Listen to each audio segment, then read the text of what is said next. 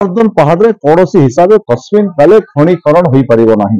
ଆଦାନୀ ହଉ ଅମ୍ବାନୀ ହଉ ଦୁନିଆର ଯେତେ ବଡ଼ ଶକ୍ତି ଅଛି ଗନ୍ଧମାର୍ଦ୍ଦନ ପାହାଡ଼କୁ କେହି ଖଣି ଖୋଲି ପାରିବେ ନାହିଁ। ଭାରତୀୟ ଜନତା ପାର୍ଟିର ସରକାର ଡବଲ ଇଞ୍ଜିନର ସରକାର କେନ୍ଦ୍ର ଏବଂ ରାଜ୍ୟରେ ଅଛି। ଭାରତୀୟ ଜନତା ପାର୍ଟିର ସରକାର କସ୍ମିନ୍ କାଲେ ଗନ୍ଧମାର୍ଦ୍ଦନରେ କୌଣସି କମ୍ପାନୀକୁ ଠିକା ଦେବ ନାହିଁ।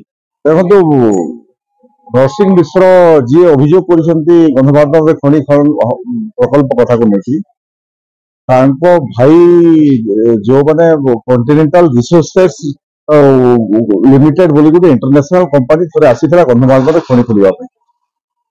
ଯେଉଁ ସମୟରେ ଆମେ ଆନ୍ଦୋଳନ କରିକି ବାଲ୍କୋ କମ୍ପାନୀକୁ ସେଠୁ ହଟେଇ ଦେଇଥିଲୁ ତା ପରବର୍ତ୍ତୀ ସମୟରେ 95ରେ ପୁଣି ଥରେ ଗୋଟେ କମ୍ପାନୀ ଆସିଥିଲା। 89ରେ କମ୍ପାନୀ ଗଲା, 95ରେ ଜେବି ପଟ୍ଟନାୟକଙ୍କ ସରକାର ସମୟରେ କମ୍ପାନୀ ଆସିଲା ଏବଂ ସେ ସମୟରେ ଯଦି କିଏ ଠିକା କାମ କରୁଥିଲା ନରସିଂହ ବାବୁଙ୍କର ପରିବାର ଲୋକେ ରାସ୍ତା କାମ କରୁଥିଲେ, ସେ କମ୍ପାନୀକୁ ସହାୟତା କରୁଥିଲେ, ଆମେ ତାକୁ ବିରୋଧ କରିଥିଲୁ। ଏବଂ ଆଜି ମୁଁ କହିଦେବାକୁ ଚାହୁଁଛି ଯେ ଏମାନେ ସମସ୍ତେ ଗୋଟେ ରାଜନୀତିରେ କରିବା ପାଇଁ ଚାହୁଁଛନ୍ତି। ଗନ୍ଧମାର୍ଦ୍ଦନ ପାହାଡ଼ରେ କୌଣସି ହିସାବରେ କସ୍ମିନ୍ କାଲେ ଖଣିକରଣ ହୋଇପାରିବ ନାହିଁ।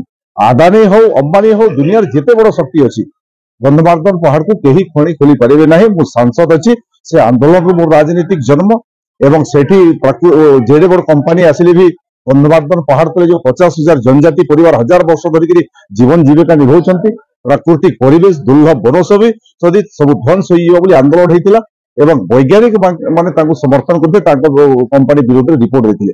ଆଜି ବି କହିଦେଉଛି ଭାରତୀୟ ଜନତା ପାର୍ଟିର ସରକାର ଡବଲ ଇଞ୍ଜିନର ସରକାର କେନ୍ଦ୍ର ଏବଂ ରାଜ୍ୟରେ ଅଛି। ଭାରତୀୟ ଜନତା ପାର୍ଟିର ସରକାର କସ୍ମିନ୍ କାଲେ ଗନ୍ଧମାର୍ଦ୍ଦନରେ କୌଣସି କମ୍ପାନୀକୁ ଠିକା ଦେବ ନାହିଁ।